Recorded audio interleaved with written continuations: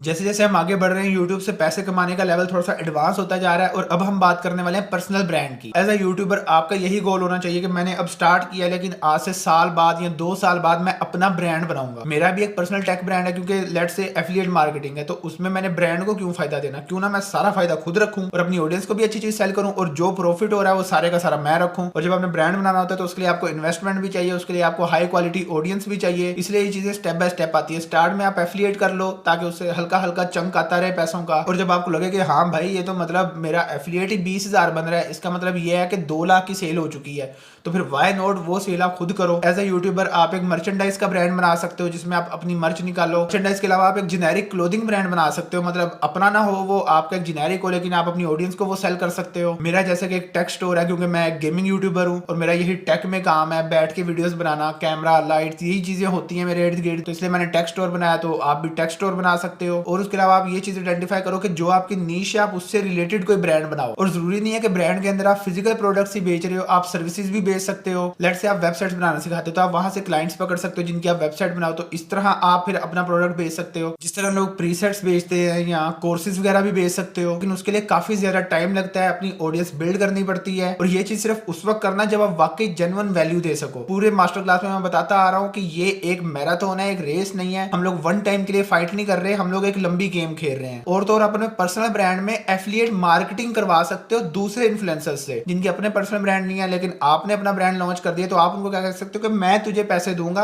अब एक सेल के ऊपर। लेट्स से आपके 1,000 रुपए के प्रोडक्ट पे आपको 300 रुपए बच रहे हैं, तो आप उसको 100 रुपया दे सकते हो, क्योंकि वो वाली सेल तो वैसे भी वही लेके आया ना, आपका तो कोई रोल नहीं है, आपकी तो बस चीज बिक गई। तो इस तरह के मॉडल्स भी आप लॉन्च कर सकते हो। तो यूट्यूब से पैसे कमाने में स्टेप 1 मोनेटाइजेशन जो यूट्यूब की खुद की है, फिर एफिलिएट मार्केटिंग जो आप मिड लेवल पे जाके थोड़ा सा आप जब चलने लग जाओ तब आप करने लग जाओ, और तीसरा पर्सनल ब्रांड। जैसे मैंने nomi.pk बनाया, तो इस तरह का कोई भी पर्सनल ब्रांड कर सकते हो जिसके अंदर फिर आप लोगों को एफिलिएट मार्केटिंग करवाओगे कि भाई आप हमारी प्रोडक्ट्स को आगे बेचो।